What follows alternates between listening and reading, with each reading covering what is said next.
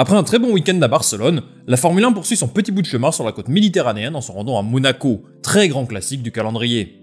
Et oui, le Grand Prix de Monaco est sans aucun doute la course de F1 la plus connue et la plus prestigieuse du monde. Chaque pilote rêve de s'imposer en principauté, mais peu sont ceux qui ont eu le privilège de le faire. Si l'histoire de Monaco est riche, dans tous les sens du terme, il faut aussi reconnaître que les courses n'y sont parfois pas très passionnantes. Mais c'est un circuit apprécié des pilotes, qui doivent utiliser toutes leurs compétences et leur dextérité pour diriger leur monoplace dans ces rues et virages serrés. Monaco, c'est aussi le lieu de résidence d'un grand nombre de pilotes du plateau. Le cadre idyllique et les avantages fiscaux en font un lieu de résidence de choix pour les gens qui ont de la thune. Bah oui, faut dire les choses comme elles sont. Mais s'il y a bien un pilote qui se sent à la maison, c'est Charles Leclerc. Le Monégasque connaît cette ville comme sa poche, mais n'a jusqu'à présent jamais réussi à terminer une course de F1 dans son pays. Il espère cette fois-ci s'y imposer, d'autant plus que son adversaire au championnat, Max Verstappen, revient très fort. Alors qu'il accusait plus de 40 points de retard il y a seulement 3 courses, Verstappen a depuis tout gagné et est le nouveau leader du classement général. Il ambitionne bien sûr une 4ème victoire consécutive, histoire de montrer à tout le monde que c'est lui le patron. Attention tout de même aux Mercedes, qui ont montré des performances encourageantes à Barcelone et qui espèrent bien continuer leur progression. L'état des lieux est fait, nous allons maintenant passer à la preview du Grand Prix. Avant ça, je suis très heureux de vous annoncer qu'on fera un live Twitch lundi à 17h30 pour débriefer le Grand Prix tous ensemble. Vous inquiétez pas, le décor va changer, a priori il y aura quelques posters de ce côté-là, et cette plante, on verra si elle reste ici. Alors je vous attends en masse sur twitch.tv/œil du paddock pour parler du Grand Prix dans son ensemble et noter les pilotes. Allez, trêve de promo, on est parti sur la preview du Grand Prix de Monaco, en commençant comme d'habitude par le circuit et son histoire. C'est parti. Monaco fait partie des circuits les plus anciens et les plus célèbres du monde. Ce Grand Prix était présent au calendrier de la première édition du championnat du monde de Formule 1, en 1950. Il a été organisé sans interruption depuis 1955, à l'exception de l'année 2020, pour les raisons que vous connaissez. La tradition automobile de Monaco remonte en fait aux années 1920. Le président de l'Automobile Club de Monaco, Anthony Nogues, cherche à organiser un événement international dans sa ville afin de participer au rayonnement de l'État. Nogues reçoit le soutien du prince Louis II et de Louis Chiron, pilote de Grand Prix monégasque. C'est lui qui a donné son nom à la Bugatti Chiron d'ailleurs. Naît alors la première édition du Grand Prix de Monaco en 1929, remportée par William Grover Williams, un pilote franco-britannique qui, pour l'anecdote, était aussi un agent secret français exécuté pendant la Seconde Guerre mondiale. Monaco continue d'organiser des Grands Prix qui gagnent en popularité, et ce, jusqu'au début de la guerre en 1939. À la fin de la guerre, Monaco reprend l'organisation des courses en principauté, et s'impose comme l'une des destinations évidentes pour la Formule 1. Depuis, les meilleurs pilotes du monde se donnent rendez-vous chaque année pour tenter de remporter ce Grand Prix prestigieux. On a assisté à des grands moments de sport sur ce circuit. On peut par exemple penser à la naissance de Monsieur Monaco, Graham Hill dans les années 60, à la victoire de Gilles Villeneuve en 1981, celle d'Olivier Panis en 1996, ou encore le premier succès d'Hamilton à Monaco en 2008. Avec 6 victoires, Ayrton Senna est le pilote qui compte le plus de succès à Monaco, devant les 5 victoires de Graham Hill et Michael Schumacher. Côté pilote actuel, ils sont 5 à avoir remporté cette course. Lewis Hamilton, Daniel Ricciardo, Sebastian Vettel, Fernando Alonso et Max Verstappen, qui est le vainqueur de la dernière édition du Grand Prix. Parlons à présent du circuit. C'est un tracé urbain temporaire qui a connu un certain nombre de modifications depuis sa création. Depuis 1996, le tracé est globalement resté le même, avec quelques modifications très légères, dont la dernière remonte à 2015 au niveau du virage 12. 78 tours sont prévus ce dimanche sur ce tracé de 3,337 km, constitué d'une seule zone de DRS. Vous n'êtes pas sans savoir qu'il est très difficile de doubler à Monaco. On dit souvent que la qualification représente 50% de la course. La qualif a d'ailleurs toujours une saveur particulière à Monaco. On sent vraiment la concentration des pilotes qui doivent trouver la trajectoire parfaite pour gagner quelques millièmes qui feront la différence. Il y a donc très peu d'opportunités de dépasser en général, en espérant que ce week-end ne soit pas comme le Grand Prix de Monaco en 2003, où l'on avait pu assister à 0 dépassement. Cette année, le Grand Prix est en fin de contrat, et pourrait ne pas être prolongé, si l'on en croit certains médias. En effet, Monaco souffre de sa réputation de course ennuyeuse, et doit lutter face à l'émergence de nouveaux circuits plus intéressants sur le papier. Je dis bien sur le papier. On assiste surtout à un mano à mano avec Liberty Media, qui souhaite toujours plus de spectacles en piste et en dehors. Le circuit de Monaco est finalement aux antipodes de leur stratégie sportive et marketing, qui veut plus de dépassements, plus de courses sprint, plus de moyens de conquérir une nouvelle audience. Quoi qu'on puisse penser de leur stratégie, le prince Albert II est conscient de ses difficultés, mais se dit confiant pour la prolongation du Grand Prix pour les prochaines années à venir. Il sait que cela passera par des changements sur le circuit et la configuration du week-end. Pour terminer cette première partie de la vidéo, je voudrais mettre l'accent sur les inquiétudes des pilotes avant ce Grand Prix. D'abord, ils craignent que les nouveaux pneus 18 pouces ne permettent pas une visibilité optimale et les amènent à commettre plus d'erreurs. En plus de ça, les nouvelles caractéristiques aérodynamiques de la voiture pourraient rendre la conduite difficile dans ces rues étroites. Ajoutez à ça qu'il y a des risques depuis dimanche, alors il faudra choisir le bon setup, et ce, dès les essais libres. D'ailleurs, nouveauté cette année, les essais libres ont lieu le vendredi au lieu du jeudi, ce qui rend le week-end un peu plus condensé qu'à l'habitude. Voilà, nous avons passé en revue l'histoire de ce circuit et son actualité. Maintenant, il est temps de passer à l'état de forme des écuries et des pilotes. Max Verstappen est-il vraiment favori en principauté? Charles Leclerc peut-il connaître une rédemption? Russell et Hamilton ont-ils une carte à jouer? Ou peut-être quelqu'un d'autre? On regarde ça tout de suite. Pour commencer ce chapitre, honneur au pilote local. Charles Leclerc a tout bien fait à Barcelone. Pole position, départ réussi, un petit matelas confortable devant ses poursuivants, il était le favori pour la victoire. Sauf que le pire est arrivé. Une perte de puissance soudaine qui nous rappelait sa douloureuse expérience à Bahreïn, en 2019. Mais là, l'issue est bien plus cruelle. Contraint à l'abandon, Leclerc a surtout vu Max Verstappen prendre sa victoire, prendre sa place de leader au championnat du monde, et même prendre la place de son écurie au championnat constructeur. Il va bientôt lui prendre son appart et les clés de sa voiture à ce rythme. Pour moi, Charles Leclerc a fait un excellent week-end à Barcelone, tout comme toute son écurie d'ailleurs. En termes de résultats, peut-être pas, mais si on parle du rythme en qualif et en course, franchement, moi les Ferrari, je les ai trouvés plutôt dans le coup. Dites-moi en commentaire ce que vous en pensez, mais moi sincèrement, je trouve qu'ils avaient la vitesse pour jouer à la victoire. Dommage pour Leclerc, mais j'ai personnellement été un petit peu déçu par Carlos Sainz. Il fait 3ème en qualif, mais au départ de la course, il perd 2 places et ça, c'est ce genre de choses qui lui fait perdre de la confiance et le fait perdre en crédibilité par rapport à Charles. Je reste convaincu que c'est un super pilote et qu'il vaut mieux que ça, mais les résultats tardent un peu à arriver. Pour ce qui est de son erreur en course, difficile de lui jeter la pierre vu que Verstappen fait la même quelques tours plus tard. Si Barcelone a été un week-end encourageant, Monaco pourrait correspondre encore davantage aux caractéristiques de la Ferrari. Autre chose qu'une pole position sera sans doute une déception pour eux, même si Red Bull espère bien leur voler la vedette. Quoi de mieux que 2 pilotes sur les 2 premières marches du podium? Red Bull a connu un week-end parfait à Barcelone. Verstappen a remporté le Grand Prix, est leader du championnat, et le championnat constructeur est aussi dominé par l'écurie autrichienne. Ça, c'est un week-end qui fait du bien. Pour autant, la course n'a pas été des plus faciles. Verstappen était en galère totale avec son DRS et ne pouvait rien faire contre Russell. Fort heureusement, Sergio Pérez et ses nouveaux pneus étaient là. Ce même Sergio Pérez qui s'est un peu vu obligé de laisser la victoire à son leader. C'est un peu injuste pour lui, mais on sait depuis le départ qu'il est le leader de l'équipe. En termes de rythme pur, les données montrent que Red Bull était un chouïa en dessous de Ferrari, mais il faut une super course. Il faudra juste veiller à régler ce problème de DRS. Selon Christian Horner, c'est un problème aérodynamique global qu'il pensait avoir réglé, mais finalement, ça ne devrait pas être un gros souci à Monaco. Red Bull ne part pas favori de ce Grand Prix compte tenu des caractéristiques aérodynamiques de sa voiture, mais il pourrait profiter des conditions climatiques incertaines pour jouer un sale tour à Ferrari. Mercedes aura-t-elle son mot à dire?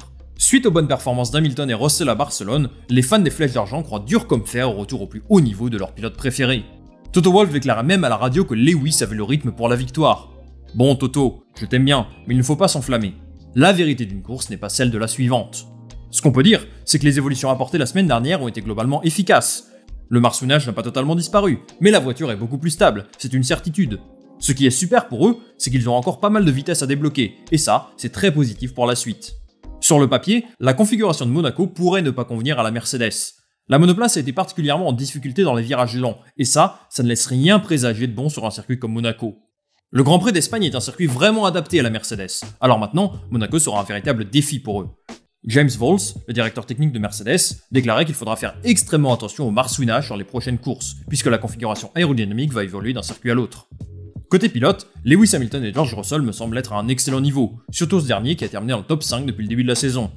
Mercedes est donc un outsider à Monaco, en tout cas c'est ce qu'ils affirment, hâte de voir s'ils bluffent ou non. Allez, on va parler d'Alpine à présent, qui a réussi à placer ses 2 voitures dans les points à Barcelone et franchement, ce n'était pas gagné. Avec Alonso qui partait 20ème suite à une pénalité, l'écurie française a pourtant réussi une super performance en Catalogne. Une monoplace qui avance dans la bonne direction, mais qui doit encore progresser si l'on en croit Esteban Ocon. Avec un nouveau plancher et un nouvel aileron arrière, la performance était là chez Alpine. Ocon estime que P7, c'est bien, mais qu'ils ont besoin d'encore plus de nouvelles pièces sur quasiment toute la voiture pour rivaliser avec le reste du plateau. Il pense qu'ils ne sont tout simplement pas là où ils devraient être. A mon avis, Alpine en garde un petit peu sous le pied, effectivement, et ils ont les moyens d'être la 4ème force du plateau, si les améliorations apportées continuent à fonctionner. Pour ça, il faudra compter sur un bon développement et un peu plus de chance pour Alonso, qui n'a pas été verni depuis le début de l'année, mais ça fait plaisir de le voir marquer quelques points. Mais l'écurie devant eux, c'est Alfa Romeo. Le constructeur suisse continue son petit bout de chemin en récoltant des gros points chaque week-end, grâce à leur pilote star, Valtteri Bottas. Je sais pas ce que vous en pensez, mais pour moi, c'est clairement l'un des meilleurs pilotes du plateau jusqu'à présent. Il carry son équipe à un point, c'est incroyable. Ce qu'il faut comprendre, c'est que l'Alfa Romeo est une bonne voiture et qu'ils auront leur mot à dire à Monaco. D'abord, si on reprend leur vitesse dans les virages lents à Barcelone, ils avaient la 3ème voiture la plus rapide du plateau, derrière Red Bull et Ferrari. Ça, c'est un excellent indicateur. Avec le niveau de performance et de confiance affiché par Bottas, je pense qu'ils ont les moyens de jouer la Q3 encore une fois, et pourquoi pas de viser un top 5. Je suis peut-être un petit peu optimiste, mais pourquoi pas quand on voit leur vitesse à Barcelone. Leur problème, c'est que Guan Yu Zhou est encore très loin du niveau de Valtteri. Ok, il a manqué de chance à plusieurs reprises, mais s'il marquait des points plus régulièrement, je n'ose pas imaginer où serait Alfa Romeo au classement. Je suis positif pour Alfa Romeo donc, mais aussi pour Haas qui a affiché de belles choses à Barcelone. Les deux pilotes étaient en Q3, mais l'erreur de Magnussen, couplée à la stratégie à 2 arrêts de Schumacher, ont ruiné leur course. Clairement, ils avaient la voiture pour jouer le top 10, alors qu'ils n'avaient apporté quasiment aucune amélioration, c'est super dommage. Je pense que le circuit de Monaco peut aussi correspondre à leur monoplace. J'ai juste un petit peu peur pour eux concernant les évolutions, qu'ils ne puissent pas lutter avec les autres écuries qui en apporteront davantage qu'eux. Ça n'a pas été préjudiciable à Barcelone, et vu leur performance en qualification, je pense qu'ils peuvent espérer un bon résultat en principauté. Côté pilote, Magnussen continue de dominer Schumacher, mais je trouve qu'il y a du mieux chez l'Allemand. Il est à chaque fois à un cheveu de marquer ses premiers points en F1, et je lui souhaite vraiment de trouver le déclic pour enfin réussir à le faire. Allez, parlons de McLaren à présent. On a là l'écurie qui a sans doute amené le plus d'évolution à Barcelone. Avec pas moins de 10 nouvelles pièces, notamment un aileron avant, des nouveaux freins, ou encore un nouvel aileron arrière, les attentes étaient assez élevées. D'autant plus que les performances de la McLaren à Barcelone, en test d'avant-saison, étaient assez impressionnantes. Mais avec seulement une 8ème place pour Norris et un Ricciardo hors des points, il y a de quoi être déçu. Norris était malade et partait de la 11ème position. Grâce à une course solide et une bonne stratégie, il a réussi à remonter quelques places, au contraire de Ricciardo que je trouve un petit peu en perdition depuis le début de l'année. Je pense que je vais faire une vidéo à son sujet dans pas longtemps. Andreas Seidl était satisfait des évolutions de la McLaren à Barcelone. Je pense qu'il y a certaines voitures qui correspondent mieux au tracé de Monaco, alors marquer quelques points serait déjà une bonne performance pour eux. Attention parce que derrière, Alfa Romeo et Alpine poussent pour la 4ème place au championnat constructeur. Une équipe qui aimerait bien se mêler à cette lutte, c'est AlphaTauri. D'un côté, on a Tsunoda qui réalise un début de saison franchement solide et marque des petits points qui maintiennent son équipe en vie à chaque course. De l'autre côté, Pierre Gasly n'est pas à l'aise dans cette monoplace et était en difficulté à Barcelone. Pour sa défense, il a eu un problème sur son plancher suite à un contact avec Ocon au premier tour. Ça a grandement perturbé l'équilibre de sa monoplace et il ne pouvait pas faire grand chose de plus. Il a également écopé d'une pénalité de 5 secondes pour un contact avec Stroll, contact pour lequel il assume sa part de responsabilité. Je trouve Gasly un peu moins bien en ce début de saison, mais sincèrement, je pense qu'il est encore un peu trop tôt pour juger, compte tenu de tous les problèmes qu'a l'AlphaTauri. Rien qu'à Barcelone par exemple, il n'a même pas pu prendre part à la dernière séance d'essai libre, à cause d'un problème sur son pot d'échappement. Il a été assez malchanceux jusqu'à présent, et j'espère pour lui qu'il pourra profiter d'un circuit qu'il apprécie pour amener sa monoplace plus haut que ce qu'elle est censée espérer. Allez, on termine avec les deux écuries de bas de tableau, et comment ne pas évoquer Aston Martin, aka la Red Bull verte.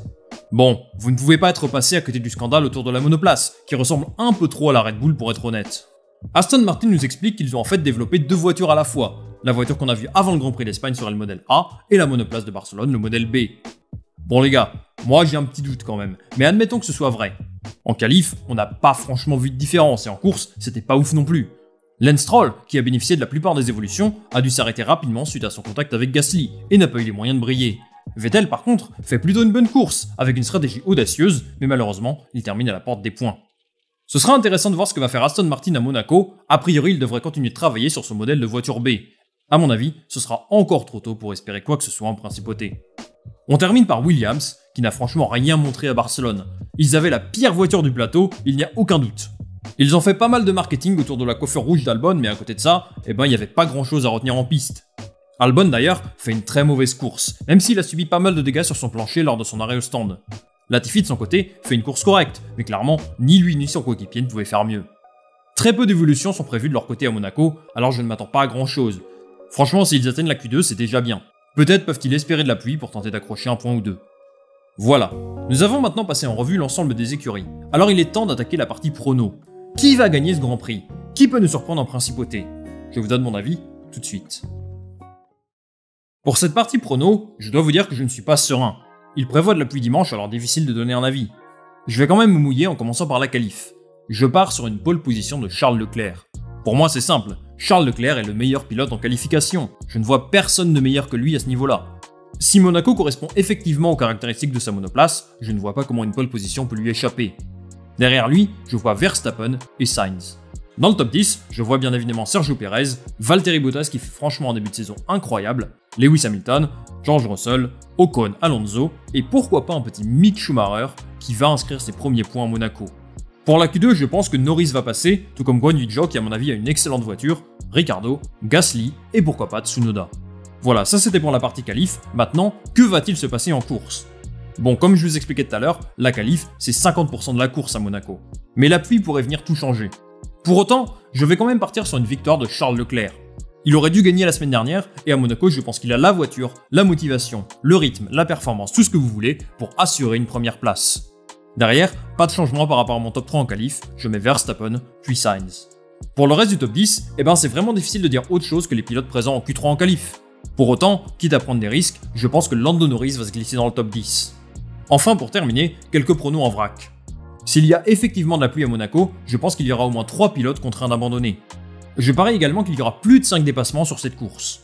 Et pour finir, je pense que l'Aston Martin, malgré ses similarités avec la Red Bull, n'aura toujours pas son rythme. Bon ça, c'est un prono facile. Les amis, c'est la fin de cette vidéo. Merci beaucoup de l'avoir regardé. Comme d'habitude, je vous invite à liker, commenter, à vous abonner si vous souhaitez soutenir mon travail. On se retrouve lundi à 17h30 pour un live sur ma chaîne Twitch. Salut, à la prochaine.